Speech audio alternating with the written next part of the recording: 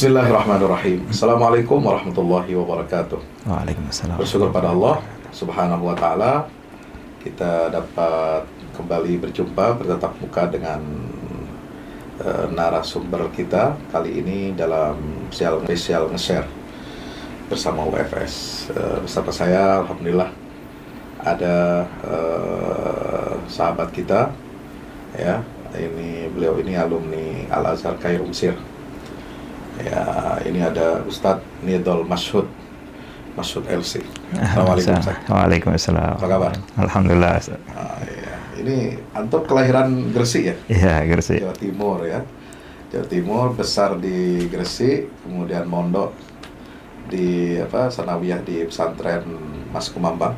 Waktu itu masih pulang pergi. Masih pulang pergi malah? Pulang pergi karena lokasi tidak jauh. Ya, hanya 6 kilo. 6 kilo? Ya, 6 kilo itu bisa di pulang pergi ya? Sepeda ontel. Sepeda ontel, luar biasa. Nanti kita akan, beliau akan cerita sedikit tentang pesantren Mas Kumambang. Kemudian pendidikannya dilanjutkan ke MAK negeri ya. Sebelumnya MAPK, MANPK di Surakarta. MAN 1 Surakarta. Lalu kemudian melanjutkan studi di Al-Azhar Kairo Mesir S1. Jurusan tafsir ya? Jurusan hadis. Jurusan hadis. Nah, ya, jurusan hadis.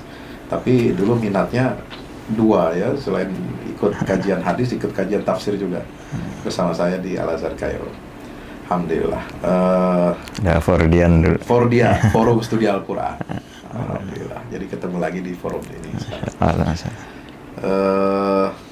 Ini beliau sekarang banyak dikenal oleh teman-teman netizen, terutama para penuntut ilmu, mengkaji atau kajian-kajian yang mendalam tentang akidah salaf ya, atau ahlul hadis. Apa ini antum mengkaji itu terpengaruh karena apa latar belakangnya? Maksudnya apakah dari pondok, ataukah dari bacaan, ataukah dari jurusan ilmu hadis gitu ya? Sebab secara resmi kalau di Al-Azhar itu kan setahu saya ya akidah yang diajarkan Asy'ariyah. Ya. Ya, tentu kita semua sama belajar dulu kitab-kitabnya Imam Al-Ghazali ya di Al-Iqtisad. Al-Iqtisad fil I'tiqad. Kemudian kalau di S2 itu ada Al-Mawaqif fi Ilmil Kalam.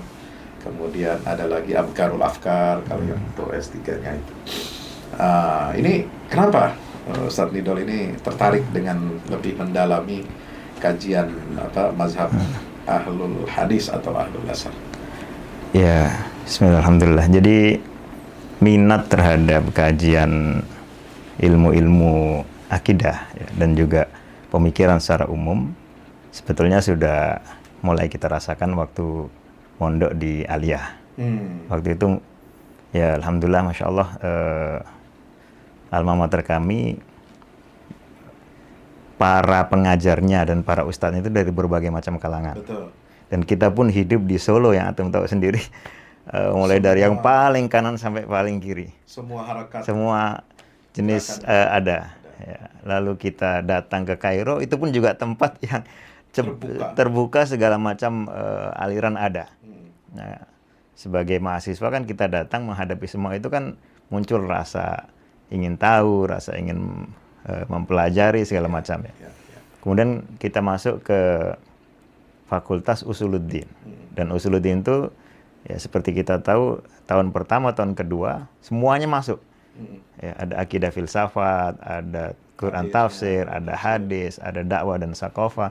Jadi itu tidak mengherankan gitu, kita pelajari selama 2 tahun. Baru di tahun ketiga kita memilih jurusan, kan begitu.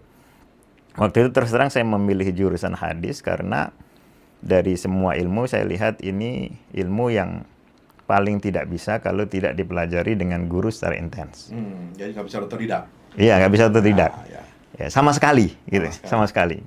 Kalau yang lain-lain pun sebetulnya semua ilmu tidak bisa otodidak, tapi lebih terasa itu di ilmu hadis.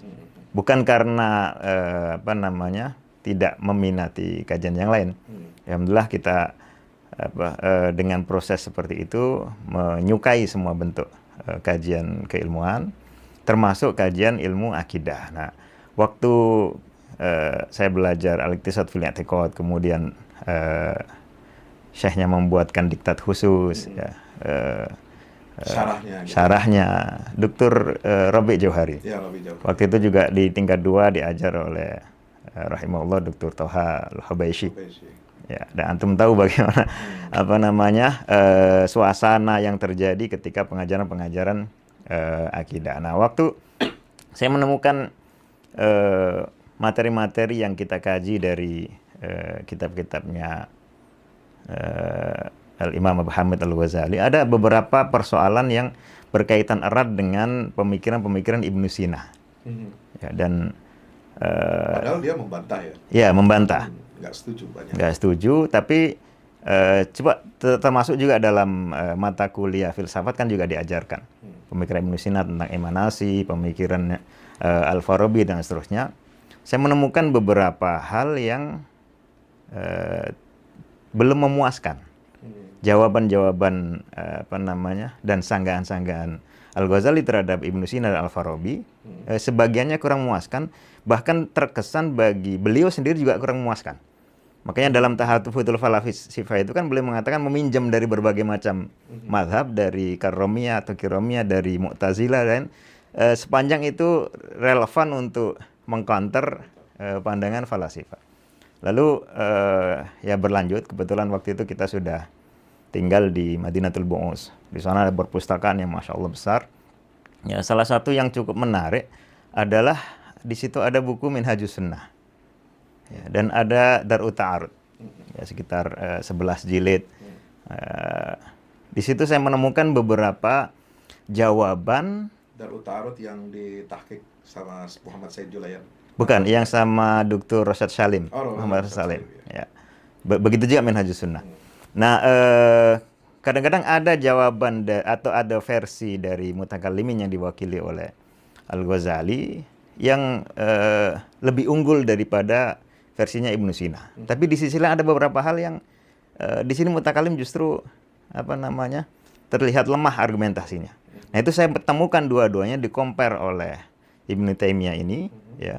Kemudian didatangkan, dibandingkan, dan baru di buku-buku beliau lah saya menemukan ternyata imam-imam salaf yang kita kira tidak begitu bicara soal persoalan-persoalan akliyat atau rasional semacam ini, ternyata ada dengan ungkapan yang sederhana, simpel, tapi cukup mengena. Misal ucapan-ucapan Abdul Aziz Al-Kinani, muridnya Imam Syafi'i yang pernah datang ke Baghdad untuk berdebat. Ya.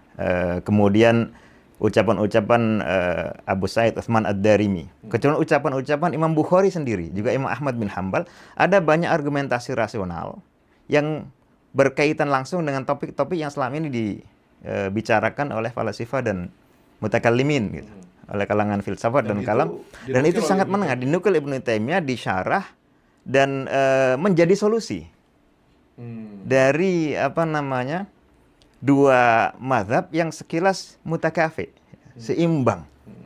Ternyata ada aspek yang dinilai di sini keliru, ada aspek yang dinilai di sini keliru. Sebaliknya ada aspek yang benar, ada aspek yang benar. Nah, mazhab salaf ini ternyata menghimpun apa namanya aspek kebenaran itu dalam perkara hubungan antara pencipta dengan ciptaannya, ya. Kemudian apakah pencipta itu punya perbuatan, dan seterusnya, hal-hal semacam itu. Ini yang pertama kali membuat saya tertarik, dan kebetulan waktu itu ada beberapa senior yang juga ternyata mengkaji akidahnya Ibnu Taimiyah ataupun turunan dari itu, mengkaji misalnya syarahnya Ibn Abil Is untuk akidah Tahawiyah. Itu kan banyak sekali menerap dari Ibnu Taimiyah tanpa sama sekali menyebut namanya. Nah, itu terdukung oleh saya belajar dengan beliau, kemudian sampai akhirnya menjadi gemar. Tentu kita tidak bisa mengkaji. Jadi itu tidak dipelajari dari bangku kuliah ya? Bangku kuliah tidak ada. Nggak ada. Ya, karena bangku kuliah itu fokus mengajarkan matan-matan akidah Asy'ariyah itu yang kebanyakan, dan ini matan-matan yang jauh sebelum Ibnu Taimiyah ada. Kebanyakan topik yang diangkat, musuh yang ditempatkan sebagai yang di-counter itu adalah Mu'tazilah dan falasifah. Nah, arahnya ke sana. Gitu. Tidak apa namanya buku-buku yang datang setelah beliau. Ya, jadi itu Jadi perkenalan itu lebih banyak didapatkan waktu di Mesir ya. Ya. Waktu di Mesir. Jadi kitab-kitab yang ditulis Ibnu Taimiyah sendiri kemudian antum pelajari dan juga diskusikan dengan guru atau mentor. Ya. Mentornya siapa waktu itu? Ada salah satu ustadz yang lama belajar fikih dan hadis, lalu kemudian minat belajar akidah. Ya. Kebetulan beliau juga waktu itu awal-awal itu ada gerakan pendalaman akidah yang cukup besar di Mesir ya tahun 2001, 2002, 2003 karena mulai banyak muncul turos-turos yang baru diterbitkan. Yang baru diterbitkan termasuk antaranya adalah buku-buku Ibnu Taimiyah sendiri. Nah, Al-Azhar sudah memulai ini lama tahun 80-an atau bahkan sebelum itu ya, ketika zaman Syekh Mustafa Abdul Razik. Bahkan diberi kata pengantar juga kalau tidak salah oleh Dr. Abdul Halim Mahmud rahimahullah ya. Mencetak kitab Shaunul Mantiq wal Kalam. Anfanail Mantiq wal Kalam karya Imam As-Suyuti. Ya. Yang dilengkapi dengan Juhdul Qarihah atau Jahdul Qarihah fi Tajridin Nasihah. Ini ringkasannya Imam Suyuti untuk bukunya Ibnu Taimiyah Ar-Raddu 'alal Mantiqiyin. Pada saat ini diterbitkan, buku Ar-Raddu 'alal Mantiqiyin itu belum muncul. Masih belum ditemukan maktutatnya atau manuskripnya. Nah, Al-Azhar memulai gerakan Ihya Turath. Inilah buku pertama yang dijadikan oleh Syekhul Azhar sebagai buku yang ditahqiq dan muhakkiknya adalah Dr. Ali Sami An-Nashar. Ra'isul Asy'ariyah fil Asr al-Hadits. Ya, muridnya Syekh Mustafa Abdul Razik yang kemudian kata beliau menjadi teman gitu. Tilmid qadiman dan kemudian Sadiq halian gitu. Jadi waktu itu keran informasi sangat terbuka. Ini juga disampaikan oleh Dr. Yusuf bahwa ada al-ifrad an kutubi Ibnu Taimiyah di era-era itu. Ya, itu. Lalu berangsur-angsur itu mulai muncul ya.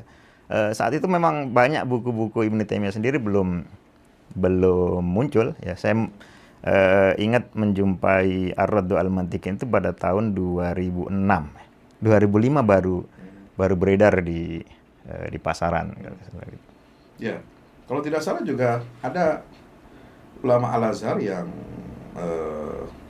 dulu katanya, saya dengar cerita ini dari Syekh Al-Azhar ya, Muhammad Thayyib. Dia berguru ke beliau, dulu gurunya itu di Usuluddin. Waktu S3-nya itu ngambil jurusan akidah, menulis disertasi untuk mengkritik Ibnu Taimiyah. Ternyata setelah didalami malah justru dia membela. Oh ya, Syekh Khalil Harras. Nah, itu Dr. Muhammad Khalil Harras ya. Itu yang mentahqiq dan mensyarah Qasidah Nuniyah, kemudian menulis kitab Ibnu Taimiyah As-Salafi gitu kan. Yang kemudian ya terjadilah polemik apakah Ibnu Taimiyah itu Salafi ataukah Laisa Salafiyan. Ada ulama lain menulis Laisa Salafiyan gitu kan. Nah, jadi di Al-Azhar itu memang sejauh mana bisa menerima atau menolak atau dia menimbang pemikiran Ibnu Taimiyah ini? Ya, antum sendiri kan juga lama di Al-Azhar, tahu perkembangan era antum, era saya, itu masih era-era keterbukaan. Semua keran informasi dan ilmu pengetahuan maupun karya-karya itu dengan mudah bisa diakses, bisa masuk tanpa ada penggiringan ke satu warna gitu ya. Termasuk itu tadi. Jadi justru kita kenalnya buku Mantiqnya Ibnu Taimiyah adalah dari ringkasan As-Suyuti. Yang punya jasa besar menerbitkan itu adalah Al-Azhar dengan lembaga resminya Majma'ul Buhuth, dan diberi kata pengantar oleh Syekhul Azhar sendiri gitu, dan dipuji jasa Ibnu Taimiyah dari Mantiq mengenai hal itu. Kemudian kita temukan ya beberapa tokoh, misalnya ada Dr. Mahmud Mazru'ah yang dulunya adalah Kajur Akidah Filsafat, kepala jurusan Akidah Filsafat, yang kemudian beliau ketika di satu waktu ditugasi untuk menulis muqarrar ya, sepertinya waktu itu bukan untuk Al-Azhar, mungkin untuk Ummul Qura atau yang lain, nulisnya tentang mantik, judulnya Al-Mantiqul Qadim Ardun wa Naqd. Nah, itu semuanya diserap dari karyanya Ibnu Taimiyah mengenai kritik terhadap mantik dalam 4 makom, ya, makom ijabi dan makom salbi, dalam had, definisi, dan dalam silogisme. Gitu. Jadi termasuk di perpustakaan Madinatul Bu'us sendiri tersedia dengan Ada ya? ada, dan banyak yang bahkan di tempat lain masih sulit untuk diakses. Di PMIK belum banyak waktu itu. Iya. Karena cetakan lama itu Dr. Muhammad Rosyad Salim itu hanya cetakan khusus ya, terbitan Saudi, dan memang itu tidak diperjualbelikan waktu itu. Iya, dan akses untuk membeli buku waktu itu belum mudah. Iya. Nah, kembali ke sebelum bangku sekolah ini kan dari pesantren Mas Kumambang ya. Mas Kumambang ini ternyata saya searching di Google, ini pesantren apa? Oh, ternyata dulu syekhnya, pendirinya itu punya menulis buku. Bahkan salah satu pendiri NU kalau tidak salah. Iya. Salah satu pendiri NU menulis buku tentang yang mengcounter atau mengkritisi pemikiran Wahabisme dari Saudi Arabia. Tapi kemudian ada transformasi begitu di era-era sesudahnya. Bahkan setelah saya melihat profil antum, ternyata nyambung ya, kok transformasi itu kemudian sampai sekarang gitu. Jadi lebih cenderung kepada Ibnu Taimiyah. Ini bisa sedikit berikan info kepada kita karena belum banyak yang tahu juga ini. Iya, Pondok Pesantren Mas Kumambang itu saya kenal dekat karena memang ayah saya juga mengajar di sana. Ya. Keluarga saya banyak yang belajar di sana dan memang dekat secara lokasi dengan tempat saya. Tapi saya belajar di Pesantren Mas Kumambang hanya di ketika sanawiyah. Itu pun dengan tadi pulang pergi. Ya, kalau di tradisional namanya santri kalong. Kita tahu sejarah Mas Kumambang, tapi tidak banyak secara detail. Kemudian ketika pulang dari Mesir, saya kembali ke Mas Kumambang dan tinggal di sana, maka menjadi semakin banyak informasi. Ini pondok yang cukup lama. Alhamdulillah didirikan tahun 1859. Jadi sudah hampir 2 itu masih abad. Era Ottoman itu.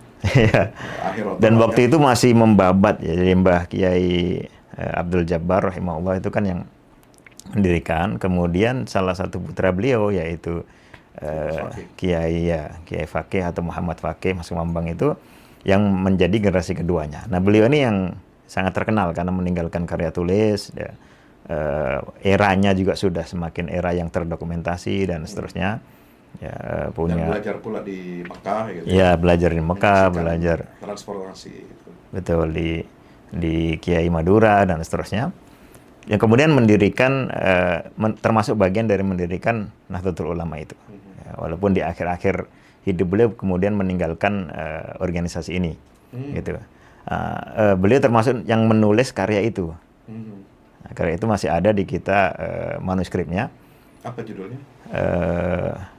An-Nususul al-Islamiyah fi raddi ala Taifah al-Wahabiyah. Atau kurang lebih semacam itu. Beliau samakan dengan Taifah Protestaniyah. Gerakan Protestan itu kan gerakan purifikasi di agama Kristianiti gitu. Nah, dimiripkan dengan itu, kemudian tokoh-tokohnya yang di counter ya itu Muhammad bin Abdul Wahhab, kemudian mengacu ke yang sebelumnya adalah Ibnu Taimiyah, Ibnu Qayyim, Ibnu Abdul Hadi rahimahullah ya, kemudian juga Abdul Qadir At-Tilimsani, bahkan Muhammad Abduh dan Jamaluddin Al-Afghani. Jadi arahnya juga ke Muhammadiyah kritik ini, gitu. Nah, dan cukup pedas ya, beliau sampai melarang menikahkan anaknya dengan orang Wahabi dan seterusnya. Termasuk sholat di belakangnya, sah apa enggak? Nah, saya kurang tahu sampai di sedetail itu. Kan ada sebagian ustadz ya. Nggak boleh tuh, nggak sah sholat di belakang Imam Wahabi kan gitu. Dilalahnya salah satu putra beliau, bukan putra pertama. Bukan putra pertama, yaitu Kiai Ammar Fakih, itu juga belajar di Saudi, lalu mungkin berkomunikasi dengan sebagian masyayikh gerakan reformasi, ya, pulang berubah, gitu, memiliki pandangan yang berbeda, sangat kontras dengan apa yang beliau sampaikan, Ya. Kurang jelas di bagian akhir hayatnya Mbah Fakih rahimahullah itu apakah ada perubahan haluan menjadi cocok dengan putranya atau tidak. Tapi yang jelas saat itu beliau masih hidup. Masih hidup. Oke, Muhammad Fakih Masih hidup. Karena justru yang mengangkat Kiai Ammar untuk melanjutkan Mas Bambang itu Kiai Fakih yang memberikan ijazah ilmu dan ijazah untuk melanjutkan pesantren. Jadi setidaknya kita bisa tangkap beliau sudah ridho pesantren ini dilanjutkan oleh putra beliau yang berbeda itu tadi, yang ternyata bukan anak pertama. Jadi bukan mbarepnya gitu. Iya. Nah, ada yang di atasnya ada gitu, tapi tidak dipilih oleh beliau. Tidak dipilih, ya mungkin secara keilmuan atau apa namanya kepribadian dan seterusnya. Ya. Setelah itu kemudian pesantren ini dilanjutkan oleh Kiai Haji Najih Ahyad. Putra beliau. Bukan putra, beliau itu menantu sekaligus putra anak tiri. Anak tiri.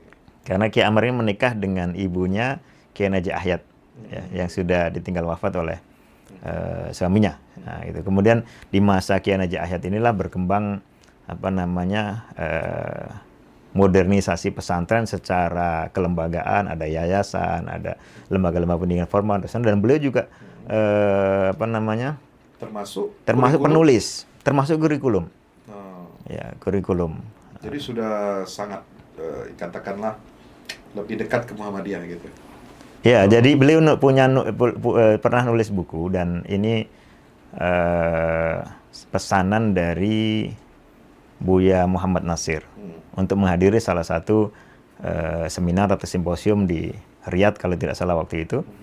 Ya, nulis bukunya tentang Ta'atsurat ad-Da'wat al-Islahiyah di Kitab At-Tauhid oleh Syekh Muhammad bin Abdul Wahab rahimahullah. Jadi pengaruh Kitab At-Tauhid itu ke komunitas-komunitas maupun lembaga-lembaga dan ormas-ormas reformis Islam di Indonesia, termasuk ya Al-Irsyad sebagiannya, kemudian Persis, Muhammadiyah, kemudian beliau juga menyebut beberapa lembaga gitu. Antaranya adalah Mas Bambang. Di situ beliau menjelaskan bahwa Mas Bambang juga punya perkembangan karena dulu ada disinformasi dan segala macam mengenai gerakan ini di Indonesia. Kemudian setelah itu ada pembaharuan dan seterusnya. Tapi kurikulum ilmu alatnya tetap sama ya?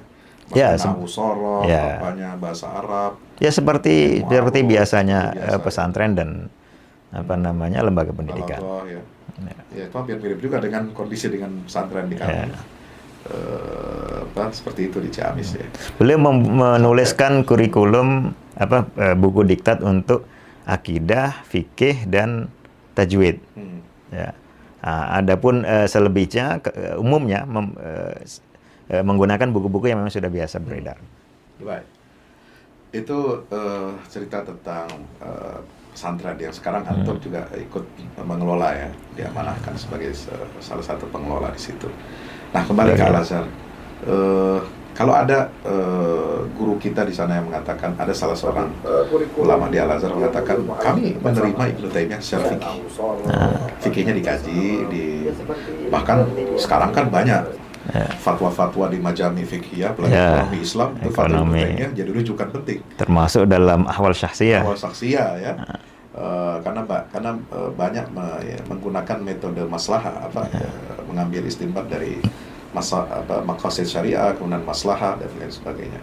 Tapi kami tidak menerima akidahnya. Gitu. Itu kan menunjukkan ada pengakuan soal keulamaan. Ya, tapi karena berbeda secara akidah, maka tidak diterima, dan ini sesuatu yang wajar, ya kan?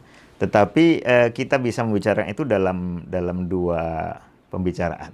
Kalau pembicaranya adalah tertuju kepada ketokohan Ibnu Taimiyah dan figur beliau sebagai seorang ulama, ya, termasuk ulama di dalam akidah, ini sudah seolah-olah kalimatu ijma' lah dari para ulama-ulama besar, termasuk sebagiannya adalah tokoh-tokoh Al-Azhar. Kita kenal misalnya Syekhul Azhar Abdurrahman Bisor.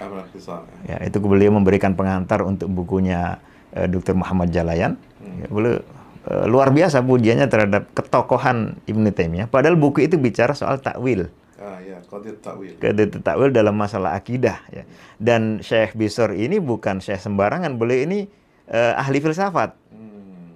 Kan Masyayikh Al-Azhar itu punya bidang sendiri-sendiri ya. Ya. Ada yang lebih ke fikih, ada yang lebih ke tafsir gitu. Nah, Syekh Bisor ini lebih ke akidah dan filsafat. Ya, ketika memuji luar biasa, bahkan mengatakan Ibnu Taimiyah ini termasuk orang-orang langka yang senilai dengan umat, satu umat, rajulun bi ummah, gitu. Kemudian ketokohannya dan kepakarannya tidak cukup untuk digoreskan oleh pena saya dan seterusnya. Jadi kalau kita bicara mengenai hal itu sudah tuntas lah. Tapi kalau bicara soal isi kandungan pemikiran akidah sangat wajar kalau dalam tubuh umat ini akidah bermacam-macam, sektenya bermacam-macam haluannya. Kemudian ada yang setuju, ada yang tidak. Lalu di dalam salah satu lembaga diajarkan apa yang disetujui, sangat wajar. Tinggal nanti untuk mengkaji detail dari pemikiran, di situ yang bermain kan sudah adu argumentasi. Tapi sudah dalam suasana yang akademis. Ya. Ada tidak hujatan-hujatan. Hujatan itu ya tidak cara jalanan. Stereotip ya. Kemudian menganggap semua salah dan lain sebagainya. Seperti halnya ketika dialektika antara Asy'ariyah dengan Mu'tazilah itu kan cukup panas juga sebagiannya. Tapi pada intinya ketika sudah masuk ke dunia keilmuan dan akademisi, kan tinggal dihadapkan yang sebelah sini argumentasinya apa, sebelah sini argumentasinya apa, dibandingkan. Gitu. Dan itu pula yang dilakukan oleh Ibnu Taimiyah ketika berdialektika dengan Asy'ariyah, ketika berdialektika dengan falasifah di zamannya, berdialektika dengan wujudiyah ataupun penganut aliran wahdatul wujud. Ya. Langsung fokus pada argumentasinya seperti apa. Ya. Jadi sosok Ibnu Taimiyah ini sangat menarik bagi kalangan, terutama kalangan aktivis ya, gerakan-gerakan Islam sekarang, di mana dia berdialog langsung jadi buku tebal-tebal sekali. Dialog dengan Syiah jadi Minhajus Sunnah, dialog dengan falasifah jadi Darut Ta'aruf, ya kan. Kemudian dialog dengan mantiqin jadi Kitab Radhiyal Mantiqin. Dan sebagainya itu ditulis ketika beliau di penjara. Ketika tidak seleluasa orang punya perpustakaan. Ya. Saya melihat sosok Ustadz Nidol ini agak unik ya. Jadi Azhari, lulusan Al-Azhar tapi membela Ibnu Taimiyah ini. Ini sesuatu yang unik gitu. Dimana zaman sekarang agak susah. Ya, orang berbicara secara terus terang, alumni Al-Azhar bisa mengkaji, mendalami, bahkan melakukan pembelaan terhadap Ibnu Taimiyah. Karena sekarang kan semua serba tunggal ya. Kriteria Azhari itu harus Asy'ari, harus Sufi, harus bermazhab gitu kan. Kalau soal bermazhabnya agak kalau bagi saya sih terikat dengan mazhab, ternyata ya banyak juga fatwa-fatwa ulama Azhar sekarang bahkan yang resmi itu tidak terikat juga dengan 4 mazhab gitu kan. Bahkan tokoh-tokoh Al-Azhar awal itu yang kemudian memprakarsai memasukkan termasuk madhab Zaidi dan madhab Ja'fari ke dalam barisan madhab yang diakui. Yang antaranya Syekh Bisor itu yang kemudian meralat fatwa dari sebelumnya untuk madhab Ja'fari jangan. Karena secara eksistensinya sulit untuk kesejarahannya sulit untuk diklarifikasi gitu. Jadi validasinya sulit. Kesejarahannya kalau mazhab Arba kan kitab-kitab 4-nya kan memang jelas. Sanadnya ada gurunya sampai terus ke bawah itu kan jelas. Dan runutannya betul-betul berasal dari 4 tokoh tersebut secara clear gitu. Kalau mazhab Ja'fari ini ya susah kita memverifikasinya gitu ya. Nah, apakah dari pengakuan Al-Azhar terhadap 8 atau 7 mazhab ini termasuk pengakuan terhadap fikihnya Ibnu Taimiyah dan akidahnya? Al-Azhar kan institusi ya. Mestinya yang berbicara semacam ini adalah yang yang punya kewenangan selaku pemegang institusi. Ya, kalau kita bicara Al-Azhar sebagai sebuah institusi, entah institusi pendidikan, entah jamiah ataupun jami dan seterusnya. Tapi kalau kita bicara soal sejarahnya saja, Ya itu sudah seperti sebagian tadi saya terangkan ya, cukup apa namanya dinamis. Gitu. Dinamis, dan setiap zaman itu bisa jadi berbeda-beda kebijakannya. Ya, zaman tahun 2000-an itu misalnya ya buku-buku Syekh Al-Qaradawi itu bebas, bahkan diberikan sebagai hadiah bagi sebagian yang akan apa namanya akan lulus. Gitu. Kalau sekarang sangat berbeda. Gitu. Kemudian begitu juga buku-buku Ibnu Taimiyah dan turunannya. Baik, di break dulu. Ya, di-cut dulu ya. Dimatiin. Ya. Suara. Lupa tadi nggak dia.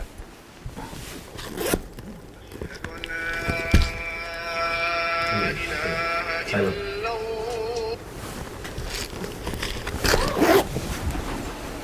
Nggak masalah ya? Jadi memang periodisasinya tergantung ini ya. Jadi Al-Azhar memang juga tidak lepas Sebentar, dari ini sudah mulai tuh? Apa-apa? Oh ya, nah, nanti Jadi, dia. situasi tidak lepas dari kondisi politik dalam negeri ya. Ya. Termasuk di Mesir dan juga dunia Arab secara Itu kalau kita bicara soal kebijakan ataupun sudut pandang Al-Azhar. Ya. Tapi kalau tadi pertanyaan itu kan lebih kepada kaitannya kita selaku yang pernah belajar di Al-Azhar terhadap perkara ini. Nah, kalau tadi ada 2 poin. Pertama soal pembelaan. Kalau menurut saya pembelaan itu sudah itu urusan kedua. Ya. Yang lebih penting itu sebetulnya adalah mengkaji atau tidak mengkaji. Dan menurut saya sangat rugi seorang pengkaji akidah atau pemikiran Islam tidak melirik dan bahkan tidak mendalami karya-karya Ibnu Taimiyah. Karena di situ terkandung solusi dari berbagai macam keruwetan apa namanya intelektual, keruwetan pemikiran ya, yang seringkali tidak kita temukan jawabannya secara cespleng kalau kata orang Jawa. Ya, kecuali di buku-buku Ibnu Taimiyah. Ya mungkin karena sudah ada barrier ya, ada hajiz nafsi, ada penghalang psikologis. Ya, karena kata guru saya begini, kata guru saya nggak boleh, kata guru saya ini laisa salafiyan, kata guru saya ini Ibnu Taimiyah ahli bid'ah gitu kan. Jadi ada banyak barrier untuk orang-orang, terutama para penuntut ilmu zaman sekarang, sehingga tapi mesti barrier itu kan bisa. Saya pernah punya kawan di Madinatul bisa Bu'us. diatasi ya kalau memang kita ingin netral. Katakan ya tetaplah sebagai pengkaji, misalnya seorang pakar ilmu akidah mazhab Asy'ariyah mengkaji, ingin mengkantor misalnya Ibnu Taimiyah kan harus membaca dulu bukunya. Membaca dulu setidaknya. Bukan berdasarkan testimoni dari orang. Bukan berdasarkan penilaian peneliti dari Ibnu Taimiyah yang kita belum kembali kepada buku asal. Itu pun testimoni orang kalau kita bandingkan sangat jomplang. Orang-orang yang membela Ibnu Taimiyah itu luar biasa banyaknya. Ya, misalnya di buku ini Ar-Raddul Wafir karya Ibn Nasiruddin Ad-Dimashqi. Kan beliau seorang Syafi'i, seorang Asy'ari. Tapi justru beliaulah yang kepikiran menulis buku pembelaan Ibnu Taimiyah. Isinya semuanya adalah testimoni dari puluhan, bahkan kalau kita himpun dengan taqaridnya, endorsementnya para ulama setelahnya itu sampai di atas 100. Nah, ini semuanya tokoh-tokoh yang menyebut Ibnu Taimiyah sebagai Syekhul Islam. Ya, kalau dari Hanabilah itu udah biasa. Ya, tapi kalau tokoh-tokoh yang lain dari 3 mazhab yang lain, termasuk juga dari Asy'ariyah dan dari Hanafiyah sendiri, itu luar biasa. Ya, dan bukan nama-nama yang sepele. Terus kemudian setelah Ibnu Nasiruddin, ya misalnya Ibnu Hajar Al-Asqalani dan seterusnya, beliau ketika mengomentari buku ini, beliau tidak berbicara mengenai Ibnu Taimiyahnya. Beliau berbicara tentang Ibnu Nasiruddinnya. Memuji beliau sangat luar biasa karena bisa menulis karya buku ini. Lalu amma syuhratu Syekh Taqiyuddin, ya.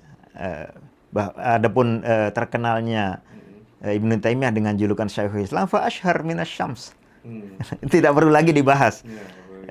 Julukan beliau sebagai Syekhul Islam secara kelayakan dan secara diterimanya oleh para ulama, kata beliau tajri alal alsinatiz zakiyah.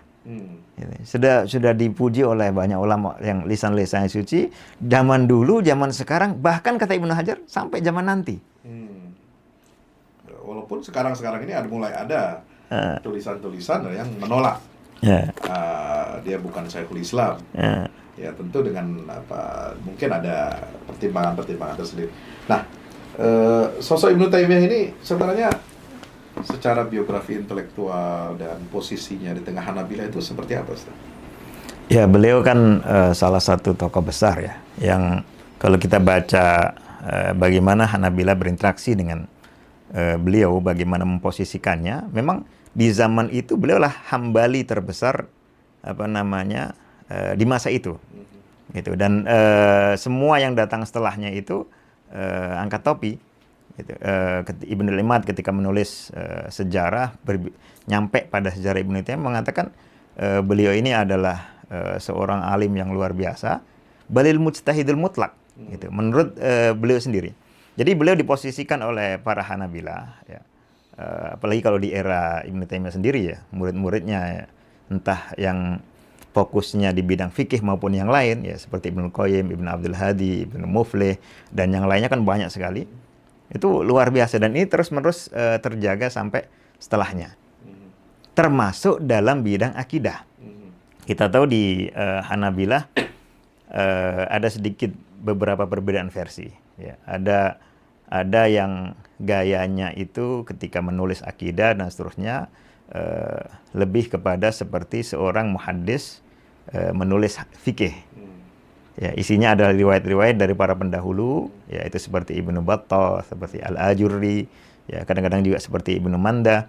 Ada yang gayanya agak terpengaruh dengan pembahasan kalam, ya, seperti Abu Ya'la, seperti Ibnu Zaguni, seperti Ibnu Aqil sebelum tobat dari Mu'tazilah maupun kadang-kadang juga setelahnya. Ya. Ini ada beberapa variasi. Walaupun Hanabilah itu sendiri termasuk kelompok yang bisa kita katakan paling ringan ikhtilaf di antara mereka. Ya, berbeda dibandingkan Asy'ariyah sangat jauh. Di Asy'ariyah ada perbedaan yang cukup tajam di antara para tokoh besarnya. Di Hanabilah tidak terlalu. Nah, Ibnu Taimiyah datang kemudian mengupas itu semua, ya, kemudian memberikan penilaian. Ya, ada beberapa yang tidak disetujui dari paparannya Abu Ya'la dan Ibnu Zaguni, ya, maupun Abu Fadl At-Tamimi dan yang lain. Ada yang kemudian disetujui. Abu Ya'la sendiri ada beberapa pendapat lama yang kemudian beliau ralat sendiri. Nah, Hanabilah setelah Ibnu Taimiyah ini bisa dikatakan ada yang secara langsung merujuk kepada hasil kajian dari Ibnu Taimiyah, ada yang masih menurunkan takorir atau rumusan-rumusannya Abu Ya'la dan Ibnu Zaguni, ada yang mencampur, dan ini yang paling banyak, memadukan antara keduanya, tapi sulit, ya, tidak ada atau sulit sekali kita temukan seorang Hambali yang mengcounter Ibnu Taimiyah secara tegas. Yang ada itu adalah misalnya Imam As-Safarini. Beliau ada mengambil beberapa rumusan dari Maturidiyah, dari Taftazani, ya, yang juga mengambil rumusan dari Ibnu Taimiyah, yang kadang-kadang mungkin agak sedikit berbeda, tapi tidak beliau analisis, ya, secara detail. Jadi memang analisis secara detail saja tidak, apalagi mengcounter. Adapun ketika bicara soal Abu Ya'la, ada beberapa perkara dari Abu Ya'la yang beliau tegaskan berbeda. Beliau bantah, dan bantahnya itu menyerap dari Ibnu Taimiyah. Nah, gambarnya semacam itu posisi Ibnu Taimiyah di dalam mazhab Hambali secara akidah. Kita belum bicara soal fikih. Itu. Baik akidah maupun fikih, beliau termasuk yang mu'tamad. Iya. Karena ada yang bilang di sebagian kalangan ya mengatakan Ibnu Taimiyah ini di mazhabnya sendiri tidak diakui. Itu seperti tadi, seperti kata Ibnu Imad, Ibnu Taimiyah ini di dalam mazhab Hambali sangat diakui. Mereka kalau bilang asy-syekh itu ya Ibnu Taimiyah. Ya. Jadi kalau sebelumnya itu kan Ibnu Qudamah dan kakeknya Abdul Salam, ya, Majduddin. Kalau setelah itu ya udah asy-syekh itu ya Ibnu Taimiyah atau Syekhul Islam. Gitu. Itu posisinya sangat tinggi, tapi dirasakan ini bukan hanya miliknya Hanabilah. Makanya balil mujtahidul mutlak kata Ibnu Imad tadi itu. Gitu. Beliau ini gampangnya kalau bahasa anak sekarang ya mainannya bukan hanya di satu mazhab, dan memang itulah realitas yang ada di dalam karya-karyanya. Jadi ada ulama katakan di Al-Azhar mengatakan Ibnu Taimiyah tidak punya guru, itu gimana? Tidak punya guru bagaimana? Kalau mungkin zaman itu justru orang yang paling banyak gurunya adalah Ibnu Taimiyah dan kawan-kawannya. Seperti kawan-kawannya seperti Al-Birzali, Al-Dhahabi, Al-Mizzi, ya. Beliau ketika diminta untuk menuliskan sanad beliau, diminta ada seorang beli ijazah, itu langsung mengimla, mendiktekan sanad-sanadnya. Yang kata Imam Dhahabi, nggak ada muhadis, sulit dibayangkan ada muhadis bisa menghafal rincian sanad dengan sekian banyak guru, sekian banyak kitab seperti itu. Padahal itu spontan, kejadian spontan, tidak direncanakan. Saya mendengar dialognya Syekh Ali Jum'ah itu kan bilang tentang Ibnu Taimiyah. Dia mengakui kecerdasannya, ketajamannya, tapi bilang sayangnya nggak gurunya. Ibnu Taimiyah itu hidup di keluarga yang semuanya ulama. Semuanya ulama ya. Bagaimana tidak ada gurunya? Guru hadis beliau Ibnul Bukhari itu muhadis terbesar saat itu, antara lain Ibnu Sayyidin Nas itu orang terbesar saat itu. Di Makulat ada Ibnu Munajjah, terus ayah beliau sendiri itu adalah pakar matematika, pakar aljabar pada masanya, termasuk ketika sudah pindah ke Damaskus. Baik. Kemudian saya ingin tahu ya, apakah Hanabilah itu kan kita kenalkan lebih kepada mazhab fikih ya. Orang menyebut Hambali itu kan mazhab fikih. Nah, apakah secara akidah Hanabilah ini memang mayoritas mutlak atau bahkan semuanya itu cenderung kepada mazhab salaf atau ahlul asar? Kalau bagi kalangan Hanabilah sendiri, mereka merasa bahagia dan karena madhabnya itu bukan hanya madhab fikih. Madhab fikih sekaligus madhab akidah. Kenapa disebut seperti itu? Karena Imam Ahmad bin Hanbal sendiri adalah selain tokoh fikih, adalah tokoh akidah, gitu. Dan akwal beliau cukup jelas kalau dibandingin dengan tiga ulama yang lain, Abu Hanifah, Malik, dan Syafi'i rahimahullah. Ya. Lalu kemudian itu dijaga di dalam tradisi bermadzhab. Terlepas ada perbedaan tafsiran ya. Ada tafsiran versi Tamimiyun dan Abu Ya'la, ada tafsiran versi Ibnu Hamid, ada tafsiran Ibnu Battah. Itu tetap ada sanadnya juga. Tetap ada sanadnya. Ya. Walaupun sebagian ketika dirasa tidak cocok, tadi karena Abu Ya'la misalnya, rahimahullah, ketika terpengaruh dengan salah satu konsep kullabiyah atau asy'ariyah di dalam masalah apakah Allah melakukan perbuatan dengan perbuatannya disandangnya sendiri, ketika menemukan Ahmad mengatakan Allah itu berbicara idza sya'a mata sya'a kaifa sya'a, itu tetap boleh akui ucapan Imam Ahmad, tapi ditakwil. Ya kan? Idza sya'a isma'ana. Misalnya, artinya tetap dijaga. Yang tentang Quran itu qadim. Ya, tentang Quran itu apakah Allah bicara dengan ayat Al-Quran itu menghendaki dulu atau tanpa menghendaki? Ya, Muhammad kan kaulnya jelas. Ya, Allah bicara ya idza syaa. Ya, innama amru idza arada syai'an ayyakul lahu kun. Kun itu kan datang setelah iradah. Apa istilah qadimun nau wa ahad itu ya? Ya, ada kaitannya dengan itu. Tapi inti poinnya adalah bahwa ucapan Allah, satu persatu ucapan Allah itu dikehendaki dulu baru diucapkan. Itu Imam Ahmad sangat tegas dalam masalah itu, dan dikatakan ucapannya dengan suara yang bisa didengar.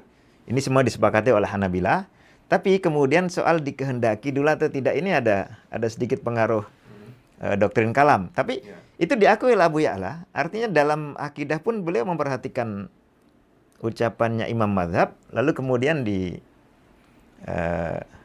baru ditafsiri. Terlepas tafsirannya apakah akurat atau tidak ya.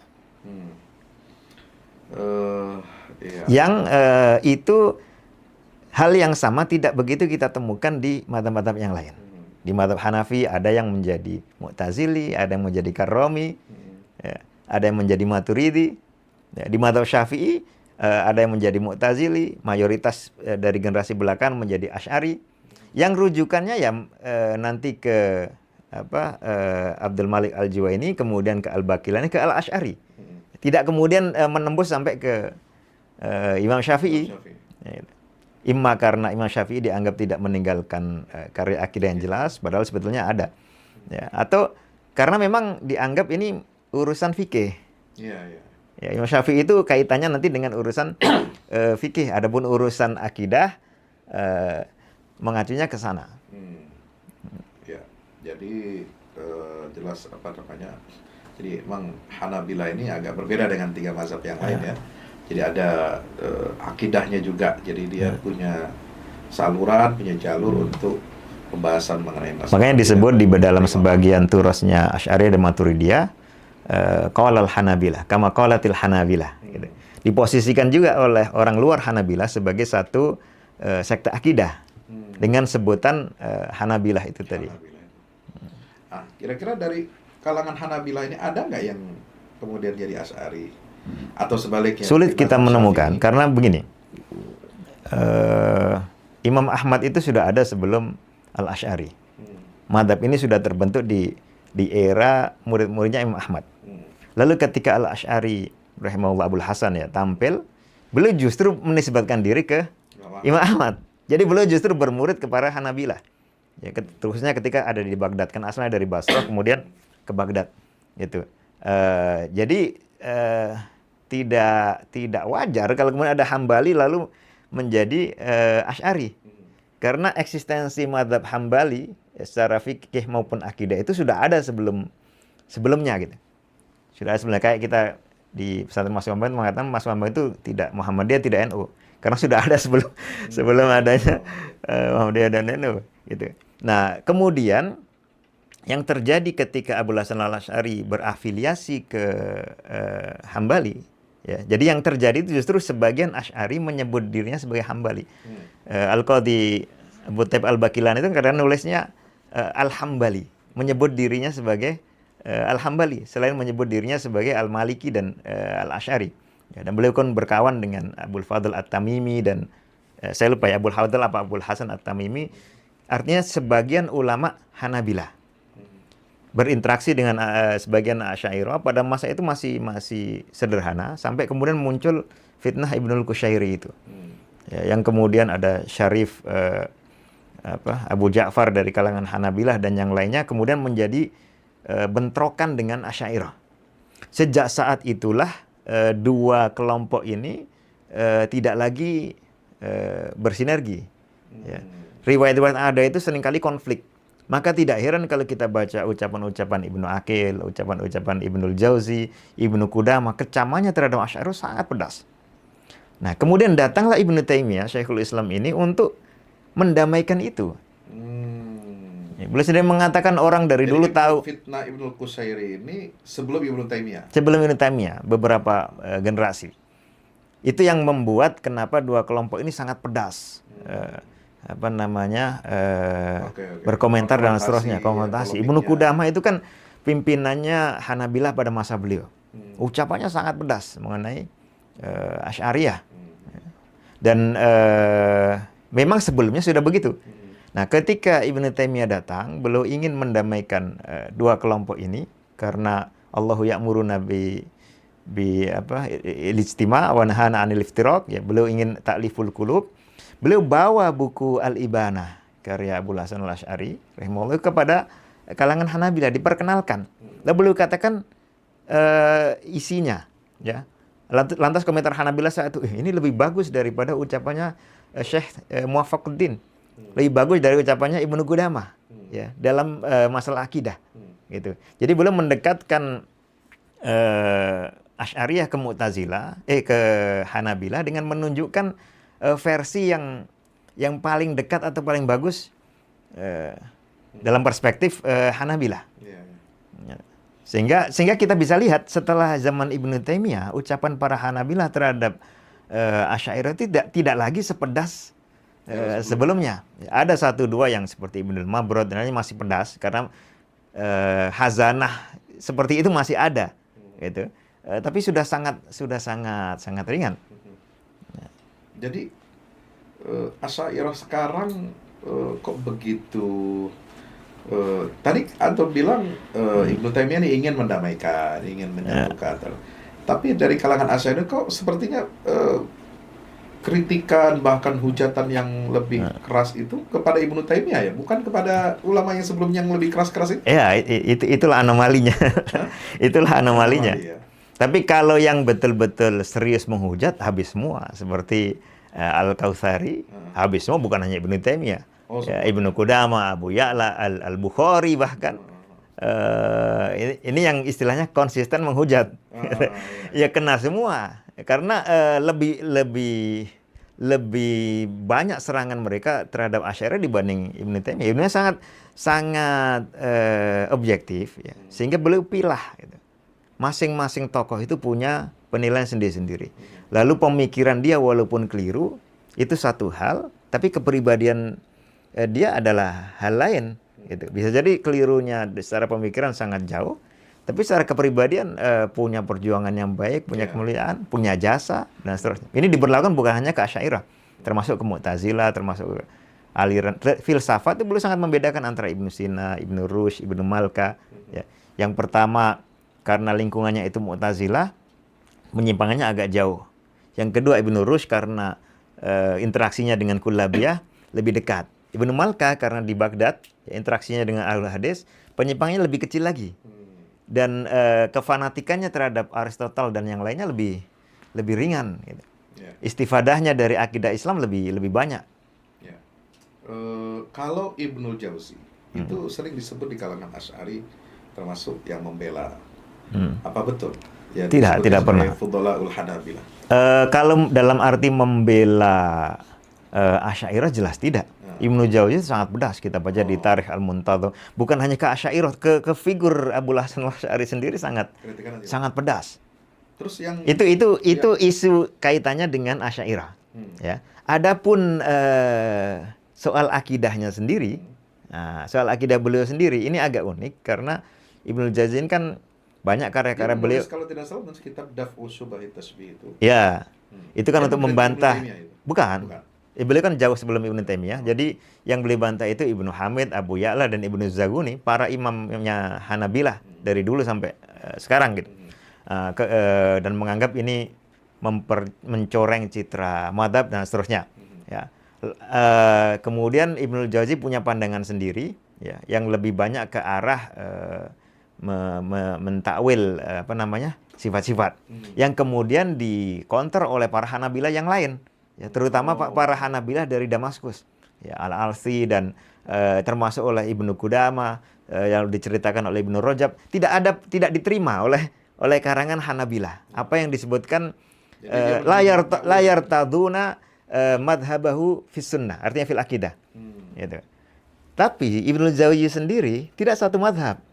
Kita bisa temukan misalnya. Jadi mungkin karena beliau memilih lebih banyak mentakwil, jadi sehingga diklaim oleh kalangan Asy'ari mungkin lebih dekat ke mereka. Lebih dekat. Hanya faktor itu saja. Tapi mengkritik Asy'ari. Sangat pedas. Asy'ariyah kalamnya juga sangat pedas. Iya. Itu pun Ibnu Jauzi punya banyak karya yang bertentangan. Gitu. Kalau kita baca Qasidah Daliyah beliau, itu sangat corak Ahlul Hadis. Dalam penetapan sifat, ya wajah, tangan Allah dan seterusnya sangat cerah hadis. Tapi kalau kita baca yang Daf'u Syubhat tadi beda lagi gitu. Lalu kadang-kadang kita baca yang arahnya berbeda lagi. Gitu. Sehingga tidak bisa dijadikan sebagai patokan untuk kemudian diikuti sebagai rujukan di dalam mazhab gitu. Saya menjadi pertanyaan saya sejak lama. Kenapa Asy'ariyah ini dan Maturidiyah itu bisa menjadi katakan diklaim sebagai mayoritas di tengah-tengah umat Islam? Apakah karena itu sejak kapan? Pertama saya ingin tahu siapa di belakangnya. Maksudnya yang mengkondisikan dunia Islam, negara-negara Islam, umat Islam itu lebih cenderung menggunakan kitab-kitab Asy'ariyah. Yang kedua, apakah tidak ada dari usaha-usaha ulama Hanabilah dari berbagai zaman itu untuk menyebarkan fikrah kemudian sehingga bisa diterima layaknya seperti halnya Asy'ariyah gitu. Sehingga kemunculan misalnya gerakan pembaharuan dari Saudi Arabia ya, Abdul Wahab, kemudian sampai sekarang itu lalu dicurigai dan dianggap ini keluar dari ijma ulama. Iya, jadi ini pertanyaan menarik. Tapi untuk menjawabnya sebenarnya perlu kajian yang serius dan dengan data-data yang lebih mudah untuk diukur ya. Dan terdokumentasikan dengan jelas. Tapi secara umum gambarannya begini. Mazhab Asy'ari itu pada masa-masa awalnya ya, sampai masanya Al-Qadhi Al-Baqillani rahimahullah, seperti diakui sendiri oleh Ibnu Asakir dalam bayan Tabyin Kadhibil Muftari, itu tidak banyak diikuti ulama, menjadi mazhab yang termarginalkan. Sampai Ibnu Qudamah pun mengatakan, dan beliau sezaman dengan Ibnu Asakir, nggak ada orang sekte yang lebih kuat menyembunyikan madhabnya selain Asy'ariyah gitu. Ini masa-masa awal. Tapi ketika kemudian masa dinasti Saljuk, ya, kemudian ada madrasah Nizamiyah. Berarti abad 11 ya, abad Ya. 11, abad 12.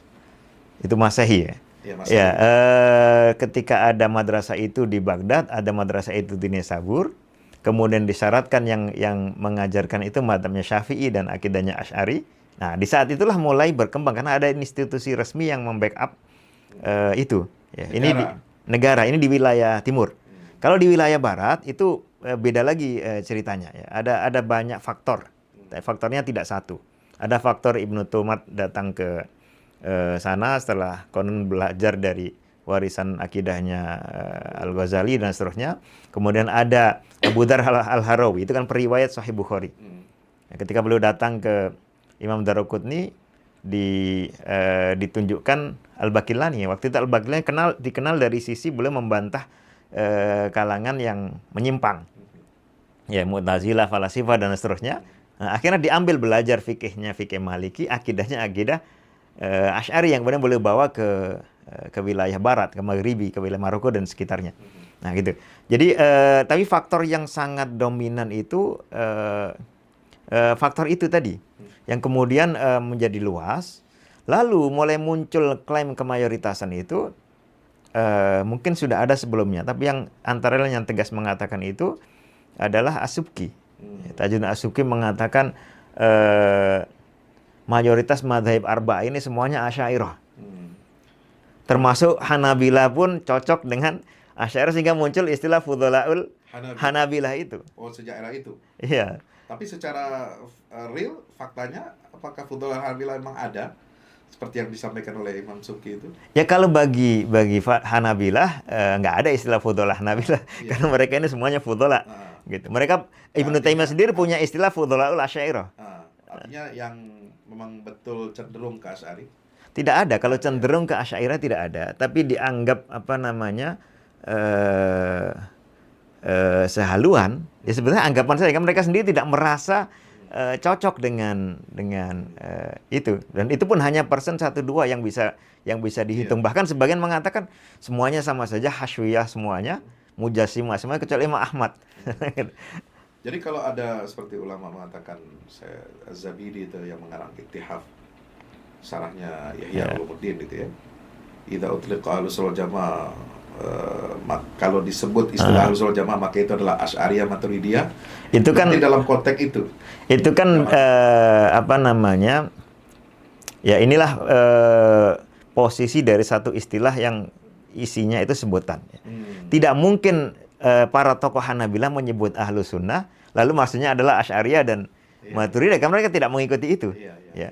Maturidiyah sendiri rata-rata ketika menyebut Ahlus Sunnah itu hanya mengkhususkan untuk Hanafiyah. Ya. Mereka tidak mengakui, banyak yang tidak mengakui di luar itu sebagai Ahlus Sunnah. Counter termasuk masa-masa Daulah Utsmaniyah, sebagian para penulis Maturidiyah terhadap akidah Asy'ariyah juga sangat kuat. Gitu. Tapi kemudian ada nuansa seperti itu, ya. Menganggap bahwa Asy'ari dengan Maturidi itu sangat dekat. Lalu dua inilah yang merepresentasikan Ahlus Sunnah wal Jamaah. Entah tolak ukurnya bagaimana, mengeluarkan di luar dua kelompok ini dan seterusnya. Tapi itu pun tidak tunggal, Mas. Jadi kita bisa baca misalnya Abul Hasan Al-Amidi dalam Afkarul Afkar.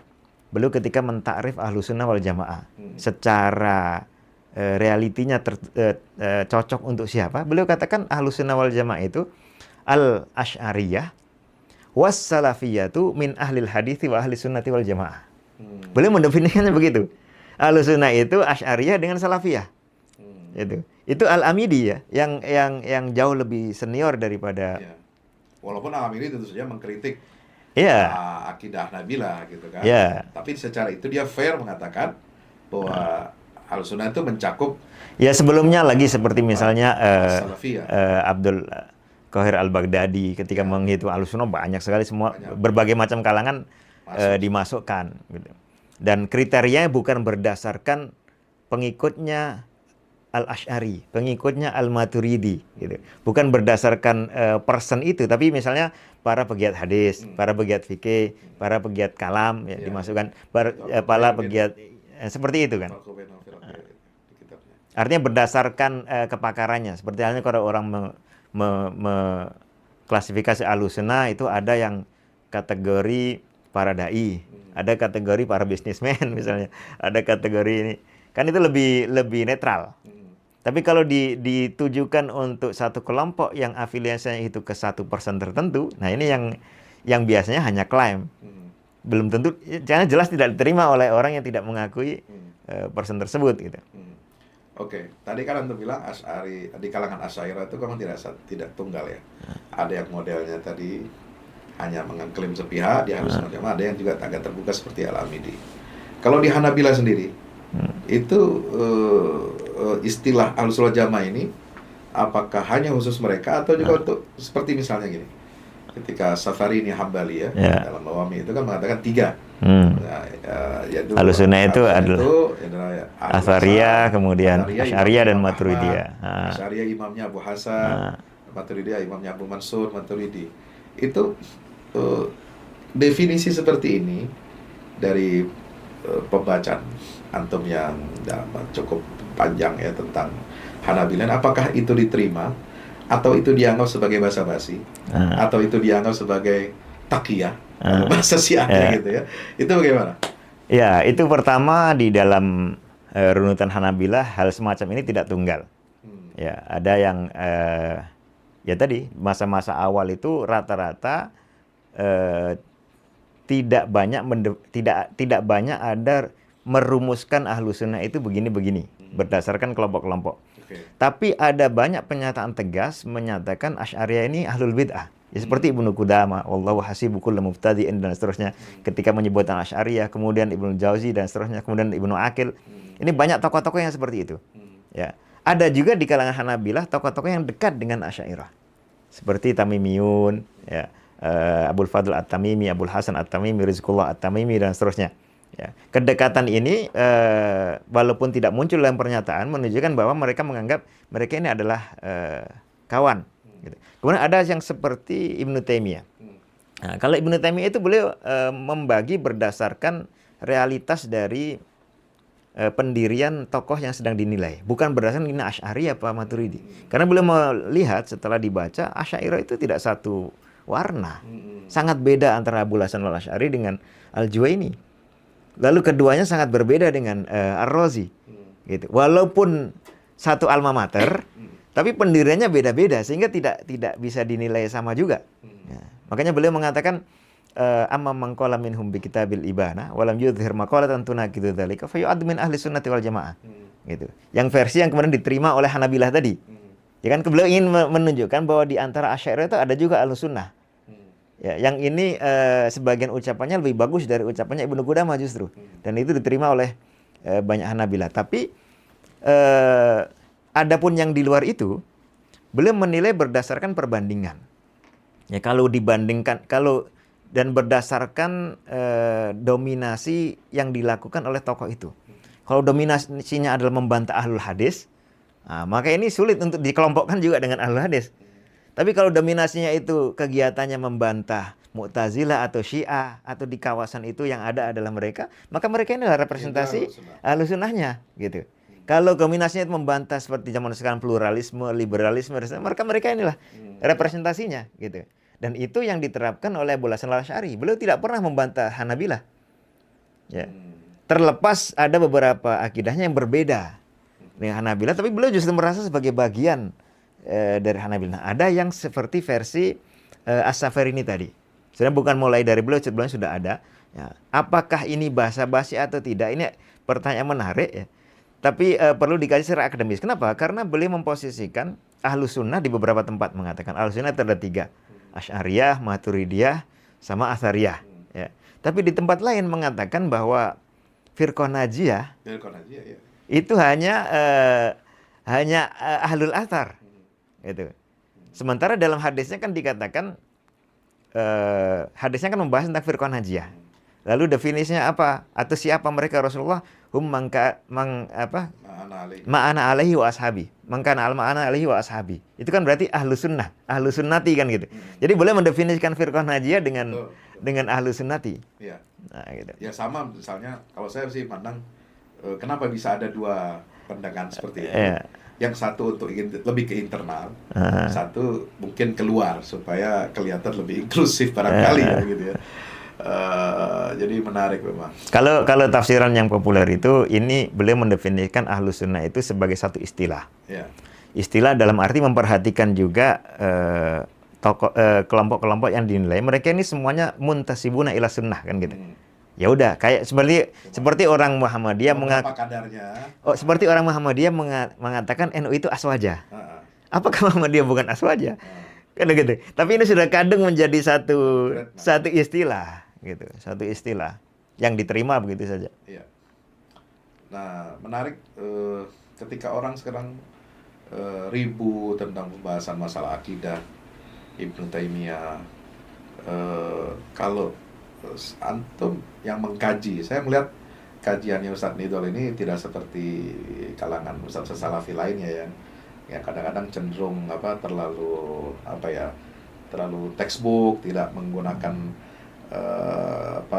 menjelaskan tentang historiografi, sejarah, kemudian perbedaan-perbedaan tadi di kalangan Hanabilah.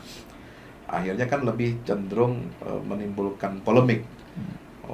Allah itu begini, Allah itu begitu, ya, sehingga dipahami oleh awam,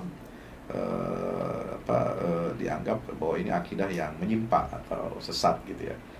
Nah, sebenarnya rumusan atau mazhab akidah Ahlul Asar ini dalam konteks zaman modern ini relevansinya itu seperti apa itu?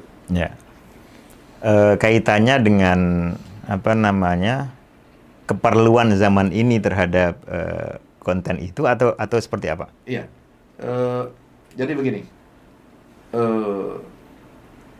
saya melihat begini, dulu ada yang namanya kan Islamisasi ilmu pengetahuan. Islamisasi ilmu pengetahuan itu dipopulerkan oleh tokoh modern ya. Yang satu mengambil inspirasi dari Al-Ghazali, seperti Syekh Naqib Al-Atas dengan isteknya. Kemudian yang satu Triple IT itu Ismail Faruqi katanya mengambil dari Ibnu Taimiyah. Nah, ini relevansinya apakah memang seperti itu? Kalau begitu kan sebenarnya ada benang merah yang sama. Saya melihat ada tiga relevansi yang kuat ya. Yang pertama adalah akidah Ahlul Athar ini kan memang maurus, diwarisi secara jelas, semua ada sanadnya ya. Akidah-akidah yang ditulis oleh para ulama sejak zaman tabi'in, Sa'id bin Jubair, kemudian yang setelahnya misalnya Imam Auza'i di Syam, Imam Ibnu Uyainah di Mekah, Imam Sufyan Ats-Tsauri di Kufa, Imam Malik di Madinah. Itu kan semuanya sampai ke kita secara jelas diruntuhkan sanadnya. Apalagi generasi setelah itu, ya, Imam Syafi'i, Imam Ahmad terdokumentasi dengan baik sekali.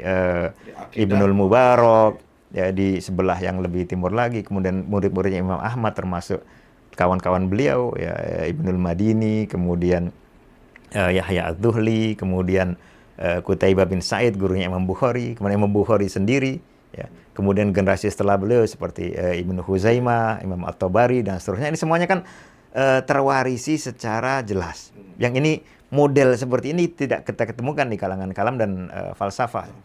Iya, mutakalimin dan falsafah rata-rata ya. Rasio. Iya, dan bukan hanya rasio, secara satu kelompok. Iya. Ya, yang melanjutkan. Kan mutakalimin ada kelompoknya yang afiliasinya nama orang. Misalnya Asy'ariyah, Maturidiyah. Itu memang ada rumusan, ada warisan yang sampai sanadnya ke Abu Hasan Al-Asy'ari, sampai sanad ke Maturidi, sampai sanadnya ke Ibnu Karram, sampai sanadnya ke Ibnu Salim, yang Salimiyah dan Karramiyah dan seterusnya gitu. Tapi sudah di atas itu sulit. Sehingga ketika orang ingin menyambungkan sanadnya Asy'ariyah, ada yang versi disambungkan dengan Abu Ali Al-Jubai, ya, Mu'tazilah dan seterusnya. Ini yang dipopulerkan sebagian kalangan di Indonesia. Ada yang dilarikan ke yang jurusannya Ahlul Hadis. Ya.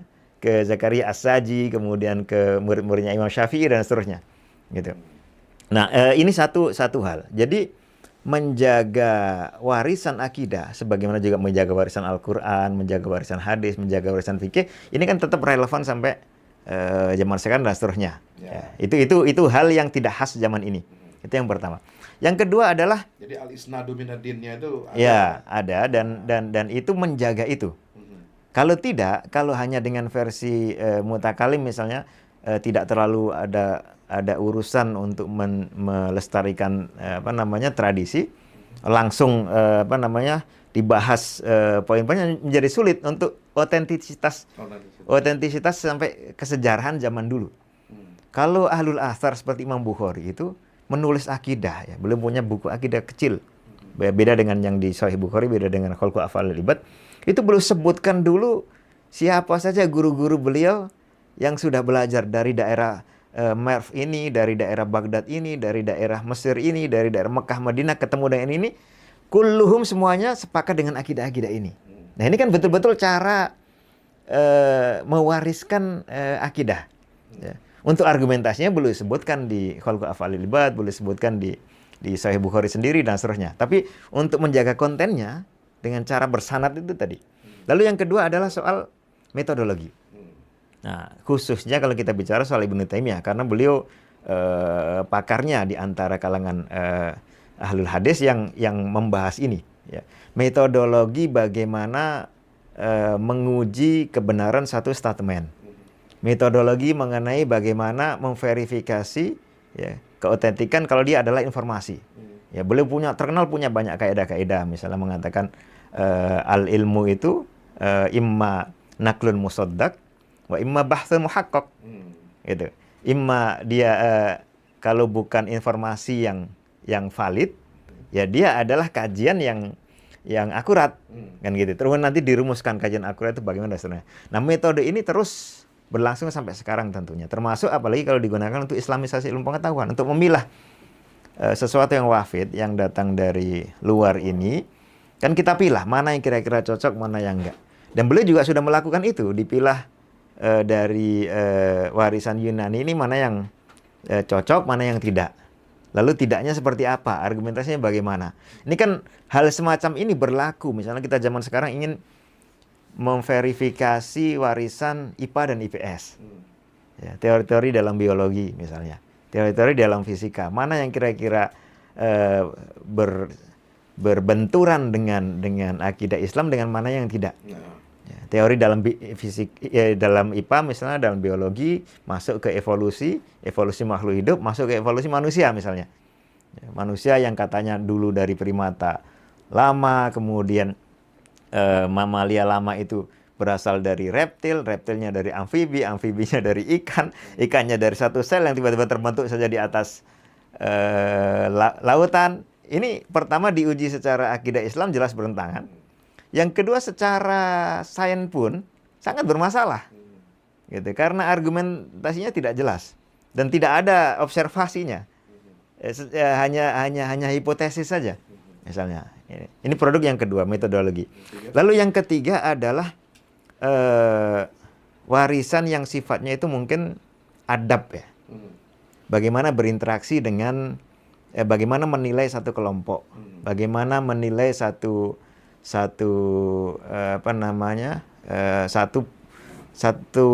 person ataupun satu komunitas. Disitulah Ibnu Taimiyah banyak mengajarkan. Ya, karena ternyata tidak asal hantam kromo. Tidak gebiauya. Tidak gebiauya. Walaupun gebiauya itu tidak selalu salah, karena kadang-kadang penyederhanaan bahasa saja. Wa qalatil yahudu misalnya begitu kan. Karena sedang posisi dalam menyoroti satu perkara. Tapi kalau kita mau lebih detail, ya harus menghargai pihak yang ketika itu punya jasanya dihargai, tapi sisi kelirunya. Ini kan sangat relevan untuk zaman sekarang ketika kita berinteraksi dengan berbagai macam keributan tapi banyak yang mempertanyakan atau mempersoalkan, ngapain sih relevansinya apa gitu membahas masalah Allah itu ada tangan, ya, kemudian wajah, apakah dengan takwil, apakah dengan isbat, apakah dengan tafwid gitu kan, di era sekarang seperti itu. Ya itu tadi. Jadi kalau di hal-hal seperti itu kan sebenarnya Ibnu Taimiyah sendiri kalau tidak salah, saya pernah baca, itu kan juga mengatakan bahwa rincian masalah akidah kan tidak ditetapkan sendiri langsung oleh Rasulullah SAW. Artinya ya dibiarkan seperti itu ya secara global gitu ya, tidak dirinci sehingga harus kepada satu pemahaman. Kalau tidak pakai pemahaman ini maka yang lain yang itu pasti sesat dan salah gitu. Bukan Sekarang seperti itu. Begini gimana? Ketika ada orang pertanyakan, ya udahlah. Sekarang ini kan persoalan kita ini dengan malahida, orang ateis, dengan orang liberal yang ingin menghancurkan syariat dan menghancurkan akidah gitu kan. Kenapa kita masih sibuk bahas masalah-masalah yang... Jadi ada dua aspek kan selalu dalam akidah, dan ini sering disebutkan oleh Dr. Mustafa Hilmi ya, ketika beliau membahas soal metode Ibnu Taimiyah dan seterusnya. Ada janib bina dan ada janib hadm. Ya, ada sisi aspek konstruksi, ada aspek dekonstruksi. Ya. Yang untuk sisi pembangunan ini, yaitu jelas seperti halnya seorang muslim harus diajarin akidah itu. Diajarin fikih, dia diajarin akhlak. Itu kan isinya ajaran-ajaran, ya, doktrin-doktrin, dan doktrin perlu dilengkapi dengan argumentasi dan seterusnya. Dalam tataran ini, itu sepanjang zaman akan selalu relevan. Seorang muslim belajar akidah yang isinya itu adalah rincian dari keimanan kepada Allah dan rukun iman, ini kan tidak pernah tidak relevan. Ya, bagaimana seseorang tidak punya wawasan mengenai pihak yang dia sembah setiap hari, mengenai pihak yang dia pelajari setiap hari dan seterusnya. Betul. Untuk aspek ini, ya, aspek penjelasan rincian soal sifat-sifat Allah, soal nama-nama Allah, dan itu akan sangat terasa ketika seorang ibadah. Kalau semakin orang itu arif billah, bukan hanya tahu ada Allah begitu saja ya, bahwa Allah ini wajib, tapi tahu rincian berita mengenai Allah yang diberitakan sendiri oleh Allah dalam Quran, diberitakan Rasul dalam Sunnah, kemudian diceritakan para ulama setelahnya. Ini kan menambah, bukan hanya menambah rasa rindu ya, tapi menambah kelezatan dari ibadah dan seterusnya. Salah satu pembahasan mengenai Allah ada di mana kan begitu. Masa ibadah sekian lama tidak kenal Allah di mana, tidak tahu yang diibadahi di mana dan seterusnya. Kalau untuk perkara yang memang tidak dijelaskan, nggak masalah. Itu memang justru tidak perlu untuk dicari. Tapi kalau sudah dijelaskan, ini berarti ada gunanya kan kita dijelaskan. Ketika dijelaskan Allah turun sepertiga malam ke langit terdekat, kemudian mengatakan siapa yang mau minta ampun, aku ampuni, siapa yang mau minta apa-apa, aku beri. Itu ketika kita memahami itu, ya, dengan pemahaman yang benar, itu ketika melakukan ibadah sangat sangat terasa. Ya, ini Allah sedang mendekat, ya, entah dengan cara yang bagaimana sesuai dengan keagungannya, lalu kemudian menyapa kita, ya kan? Karena kita tidak mendengar langsung ucapan Allah, kita tahu melalui hadis itu. Nah, hal-hal yang isinya nutrisi-nutrisi ini jelas relevan sepanjang zaman. Lalu aspek kedua adalah bantahan terhadap yang berbeda. Nah, inilah yang bisa berubah dari zaman ke zaman. Kalau konteksnya kita hidup di masyarakat yang banyak melakukan syirik misalnya, maka bantahan terhadap syirik relevan. Kalau kita hidup di masa yang banyak orang mengingkari keberadaan Tuhan, bantahan mengenai wujudullah, mengenai perkara wujudullah ini sangat relevan. Dan begitu. Lalu kadang-kadang tiap orang punya lingkungan yang beda-beda. Ada lingkungan yang memang setiap hari bahas ini. Gitu. Itu relevan bagi dia. Ya kan? Karena dia harus tahu yang benarnya mana sih. Kalau orang meributkan ini, sementara saya perlu punya sikap, saya perlu relevan bagi dia, walaupun tidak relevan misalnya bagi orang yang sedang mempertahankan tanah air, membela dari Zionis misalnya. Gitu. Jadi aspek-aspek yang berisi bantahan ini kan sesuai kondisi. Tapi aspek jadi dosisnya lah. Iya, dosisnya. Ada nutrisi, ada obat kan gitu ya. Kadang-kadang obat itu kan yang paling asas, ya kan, untuk menghilangkan penyakit. Yang lain itu kan kayak vitamin, itu membuat kita lebih baik tahanan tubuh, ya kan. Nah, itu jadi disesuaikan dengan dosisnya. Kadang-kadang ini sering muncul di pertanyaan di masyarakat. Ini pembahasan begini-begini tuh nggak selesai-selesai gitu. Kapan kita mau majunya, orang udah ke bulan, orang udah kemana, membaca ayat-ayat kauniyahnya itu sudah luar biasa, sementara kita masih berkutat pada ayat-ayat sifat yang itu sendiri sangat sedikit kan di dalam Al-Quran gitu ya. Kalau saya melihat begini, ada kalau sebagai pengkaji ya, ada dua hal. Kalau kita sebagai pengkaji tidak ada istilah kebanyakan. Hampir semua ilmu itu kita tahu. Memang ilmu ini kan punya prioritas, mana yang lebih penting, mana yang tidak. Tapi kadang-kadang prioritas itu tidak bisa kita ketahui sebelum kita pelajari. Setelah kita pelajari baru kita tahu nih mana yang urgen, mana yang kurang urgen. Gitu. Itu kalau dalam konteks kita mempelajari perkara-perkara ini. Tapi ketika menyampaikan ke publik, nah inilah yang diperlukan penyesuaian dengan kebutuhan, keperluan dan kondisi. Gitu. Tadi antum menyebutkan relevansinya mengetahui kebenaran tentang ayat-ayat sifat ini dalam kelezatan ibadah. Kira-kira untuk misalnya relevansi mazhab Ahlul Asar ini dalam ayat-ayat sifat itu untuk pembangunan dunia, untuk pencapaian sains, itu seperti apa? Ya, pertama gini, akidah kan tidak hanya terbatas pada sifat-sifat Allah. Ya. Walaupun itu suatu pembahasan yang sangat mendasar. Ya, di sana juga ada pembahasan mengenai akhirat, mengenai takdir, dan seterusnya. Yang paling mendasar ketika kita akan kaitkan ini dengan pembahasan mengenai kemakmuran duniawi atau peradaban dan seterusnya, itu sebelum kita menuju ke sana harus ada basic dasar posisi ontologis dari dunia ini seperti apa di dalam agama. Gitu. Dan itu kita pahami dari akidah. Gitu. Kalau misalnya ada ajaran jelas wabtaghi fima ataqallahu ad-darul akhirah wala tansa nasibaka minad dunya, ini kan bagian dari rumusan kita beriman kepada Allah dan beriman kepada hari akhirat. Lalu kita tahu posisi akhirat itu bagaimana. Nah, posisi dunia ini seperti apa? Ternyata dunia ini adalah sarana saja untuk kita menuju ke akhirat yang abadi tadi. Maka keimanan tentang keabadian akhirat dan bahwa kita nanti dibangkitkan, kita akan betul-betul merasakan surga dan neraka, tidak hanya ma'at ruhi seperti konsepnya Ibnu Sina misalnya, itu akan sangat menentukan ya, bagaimana kita berinteraksi di dunia itu. Lalu kemudian posisi peradaban dunia ini harusnya seperti apa? Ini kajian yang lebih mendalam lagi. Apakah mencontoh era Rasulullah yang tidak banyak teknologi, tidak banyak alat-alat, tapi secara sosial sangat kuat. Ya, secara keamanan masyarakat sangat kuat dibanding era Baghdad, era Abbasiyah.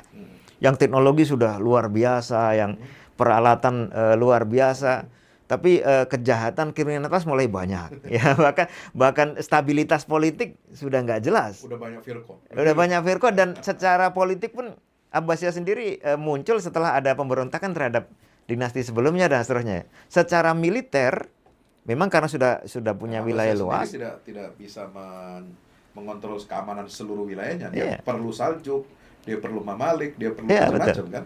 Dan itu pun diperlukan setelah kekuatan puncak kekhalifahan itu anjlok, sehingga tidak berhasil juga membendung pasukan Tatar, misalnya gitu.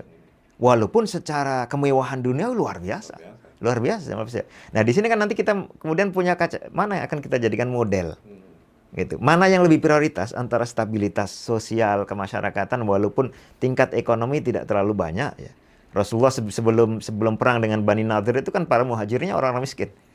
Setelah perang Banu Nadir melanggar perjanjian, kemudian diusir, tapi cenderung lebih aman, tidak dibunuhi, tapi diusir, akhirnya meninggalkan harta benda yang menjadi fai untuk Rasulullah dibagikan ke para muhajirin dan sebagian ansor. Misalnya gitu. Jadi ini memberikan kita panduan ya, akidah ini untuk sesuatu yang lebih mendasar. Sebelum kita mulai bergerak, mana yang akan kita lakukan dalam kegiatan duniawi ini, ada worldview-nya dulu. Nah. Baik. Terakhir, Ibnu Taimiyah ini menjadi sasaran tembak banyak kalangan. Karena dia akan menjadi rujukan utama kelompok modernis, gerakan-gerakan jihadis, gerakan-gerakan Islam politik, ya, gerakan yang ingin mengembalikan kepada syariat dan ingin kembali kepada zaman kejayaan Islam dulu, dan ini jadi momok bagi negara-negara katakanlah rezim-rezim sekuler, ya, rezim-rezim yang anti agama, sehingga memusuhi umat Islam yang dalam tanda petik yang mengikuti mazhab atau metodologi Ibnu Taimiyah dalam memahami ajaran Islam ini. Antum melihat ini seperti apa? Sampai sekarang semuanya, nah termasuk juga isu-isu yang kemudian hangat, ya, serangan-serangan terhadap sosok beliau itu selalu semacam di backup atau diberikan panggung dan sebagainya. Termasuk sedikit nanti tolong singgung dialog rencana dengan Syekh Said Fauda itu, kenapa nggak jadi? Gitu. Bukan nggak jadi, masih dalam pembicaraan. Ya. Iya, jadi fenomena itu muncul, ya, sehingga kadang-kadang ketika ada orang tampil mengcounter bahkan menghujat Ibnu Taimiyah, kadang-kadang kita nggak cukup melihat yang ditampilkan itu aja. Barangkali ada agenda juga di belakang itu yang terdukung oleh hal semacam itu, gitu. Ya kan? Tapi kalau kita melokalisir persoalan pada counter terhadap Ibnu Taimiyah sebagai Ibnu Taimiyah, ya, itu kan ada 2 atau 3 aspek. Pertama, ingin merendahkan Ibnu Taimiyah dari sisi ketokohannya, ya, dan kepakarannya. Ya, ini counter yang langsung gagal, gitu. Ya, karena seperti nanduk gunung. Iya, seperti nanduk gunung. Ada satu kisah, kita kan biasa belajar. Saya juga belajar dulu di Aliyah buku Kifayatul Ahyar. Ya, karena Imam Al-Hasni itu beliau termasuk yang mengcounter Ibnu Taimiyah, tapi tidak dengan cara-cara akademis, gitu. Nah, ketika dan terkenal akan hal itu, nulis buku dan sebagainya, datang Ibnul Ajmi, datang ke beliau, lalu nggak sengaja ketemu, lalu ditanya, beliau mengatakan, coba sebut nama guru-guru kamu. Kata, sini nama guru saya gini-gini. Haula abidu Ibnu Taimiyah au abidu man akhadhu anhu. Kata beliau. Mereka itu adalah murid-muridnya Ibnu Taimiyah atau murid dari murid-muridnya Ibnu Taimiyah. Al-Hasni tidak bisa menjawab apa-apa. Beliau keluar, diceritakan di situ, mengambil sandalnya dan keluar. Artinya ini upaya yang tidak ada gunanya dan pasti akan gagal. Tidak ada gunanya kenapa? Karena hanya serangan person. Pada intinya kan kita ingin tahu secara kontennya itu apa sih? Iya, kontennya itu yang paling penting. Iya, kalau soal persnya sudah tidak ada dan sudah kembali ke robnya, gitu. Nah, kalau serangan ke counter ini yang baru kemudian layak untuk dibahas dan ditanggapi. Tapi kalau kita perhatikan rata-rata yang mengcounter Ibnu Taimiyah, dan saya mungkin sudah sekitar belasan tahun, ya, merasakan rata-rata argumentasi, rata-rata banyak yang tidak menggunakan argumentasi, yang menggunakan testimoni tadi, dan itu tidak ilmiah. Yang kedua, banyak yang menggunakan counter yang sebetulnya itu sudah dibantah sendiri oleh Ibnu Taimiyah, gitu. Khususnya dalam buku-buku yang panjang lebar. Ini kan sesuatu yang mereproduksi pembicaraan yang sebetulnya sudah ditanggapi. Mestinya kan kalau mau itu tanggapi baru. Ibnu Taimiyah ketika membahas kitabnya Ar-Razi, Taksisut Taqdis atau Asasut Taqdis, itu kitabnya kecil sekali. Tapi beliau bahas tebal. Jadi kalau tidak salah di tahqiq itu sampai 40 tahun baru tuntas. Ya, terbit dalam sekitar 8 atau 10 jilid. Itulah terlepas dari siapa yang benar, ya. Seperti inilah kegiatan yang layak. Nah, kalau ingin membantah Ibnu Taimiyah, bantah itu Bayan Talbisul Jamiyah yang 8 jilid secara detail juga. Sehingga nanti mungkin menjadi 100 jilid dan seterusnya. Darut Ta'arud itu juga sekitar 11 jilid. Bantahlah dengan terperinci. Kalau tidak, ya, Anda hanya mengulang-ulang apa yang sudah ditanggapi, kan begitu. Gitu. Dan sampai sekarang belum ada yang membantah itu. Ibnu Taimiyah nulis At-Tis ininya 3 jilid. Itu belum ada yang membantah secara terlepas soal bantahan itu kan bisa benar bisa keliru, ya. Tapi layak atau tidak itu kan kalau bantahan itu lengkap. gitu. Terus kalau yang apa? Selain daripada yang dua tadi kontennya, kemudian Ibnu Taimiyah itu menjadi rujukan kelompok katakanlah Ya, karena beliau kan bukan dan hanya sebagainya. pengkaji, bukan hanya alim dan pemikir ya, tapi juga punya aktivitas dan peran nyata di masyarakat, termasuk Punya aktivitas. Syabi ya. Iya, punya sya'biyah yang sangat besar. Padahal ya kita bayangkan Ibnu Taimiyah itu kan ketika wafat itu jenazahnya luar biasa yang mensolati dan mengiringi, ya, sangat besar sekali. Bandingannya itu hanya ketika Imam Ahmad wafat. Padahal Imam Ahmad wafat di ibu kota besar di Baghdad, beliau wafat di Damaskus. Katanya penduduk Damaskus itu tidak sampai 1/10 penduduk Baghdad, tapi sudah sebagian luas. Terus Imam Ahmad wafat dalam kondisi Al-Mutawakkil sudah tampil, sudah rafa al-mihnah, ya, sudah memuliakan ahlul hadis dan para ulama yang seperti Imam Ahmad. Ibnu Taimiyah wafatnya di dalam penjara. Setelah sekian lama bukunya juga sudah dihadang, nggak boleh. Tapi begitu wafat luar biasa. Jadi pengaruhnya di masyarakat sangat tinggi. Ya, kan diceritakan hanya 3 orang yang tidak berani muncul pada saat itu. Lalu kemudian di masa hidupnya, jasa ketika berani menghadapi Mahmud Ghazan itu. Kemudian perang juga setelah itu, dan di peperangan itu kemudian mencapai kemenangannya luar biasa. Ada banyak firasat-firasat yang beliau sampaikan saat itu. Ini sangat terasa. Ketika pulang dari Mahmud Ghazan itu bukan hanya sekedar menceramai, tapi menyuruh dia untuk membebaskan tawanan. Dan yang dibebaskan bukan hanya tawanan umat Islam.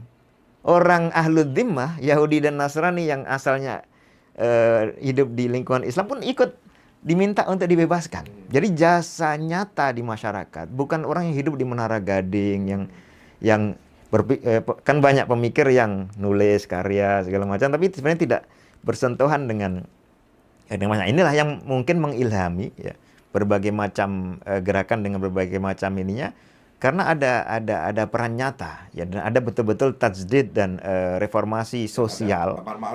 Ada amar ma'ruf nahi mungkar. Beliau datang ke Mesir untuk menggerakkan waliul amrinya untuk berjihad menghadapi Tatar ya, supaya tidak hanya orang Damaskus sendirian. Itu kan luar biasa. Lalu ketika beliau diminta, udah kalau begitu antum di sini sama Mesir enggak? Sunnahnya itu setiap orang berdiri di bawah bendera kaumnya, maka saya akan berdiri di bawah masyarakat Damaskus. Gitu. Itu orang yang 7 kali di penjara melakukan hal seperti itu. Dipersekusi berkali-kali. Jadi menjadi inspirasi banyak gerakan. Banyak gerakan. Sehingga selalu disebut hati-hati dengan Ibnu Taimiyah. Jadi momo. Ya, sampai dimasukkan oleh Ren di jajaran apa yang dicurigai sebagai. Jadi semacam apa, termasuk kelompok-kelompok ini yang tidak suka pada kebangkitan Islam, gerakan Islam menjadikan Ibnu Taimiyah ini sebagai demon, ya, ada semacam gerakan setanisasi atau membuat bahwa ini sebuah momok yang sangat berbahaya. Dan terlepas dari kesetujuan atau tidak setuju dengan konten apa ajaran yang beliau sampaikan, beliau bela, beliau perjuangkan ya. Menurut saya orang yang mengabaikan Ibnu Taimiyah itu justru dia sendiri yang rugi. Karena banyak hal-hal berharga yang justru luput dari dirinya. Termasuk antaranya adalah pembinaan bagaimana seorang pribadi akademis atau pribadi ilmiah maupun seorang muslim itu bersikap menghadapi berbagai macam bentuk. Itu sangat banyak kita pelajari. Kita baca Darut Ta'arud itu tidak hanya mendapat pelajaran soal konten dari materi yang beliau bahas, tapi bagaimana sih seorang alim yang objektif itu berinteraksi dengan berbagai macam persoalan semacam ini. Ya, luar biasa perbincangan kita ya, daging semua ini. Seputar tentang isu-isu keumatan ya, pemikiran dibahas dengan panjang lebar dan mendalam oleh Ustaz Nidal Masyur. Terima kasih Ustaz. Ya, sama-sama. Ini pembicaraan kita karena spontan, mungkin tidak sistematis, tapi ya harapannya ada sedikit banyak manfaat. Sedikit banyak manfaat ya, pasti banyak manfaatnya.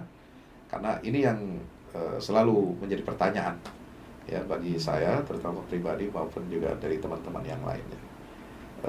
Saya kira itu, mudah-mudahan kita semua masing-masing bisa mengambil pelajaran, mengambil ibrah, bagaimana kita harus objektif bersikap adil, insaf dalam menilai tokoh. Kalau ingin dikritik, ya suka atau tidak suka, semua kullu kalam, kata Imam Malik, ya, yukhad wa yuraddu illa sahib hadzal maqam. Sallallahu alaihi wasallam. Radhiyallahu anhu atau rahimahullah. Mudah-mudahan bermanfaat. Kita akan jumpa lagi dalam sesi nge-share yang akan datang. Berikutnya tema-tema yang menarik, ya.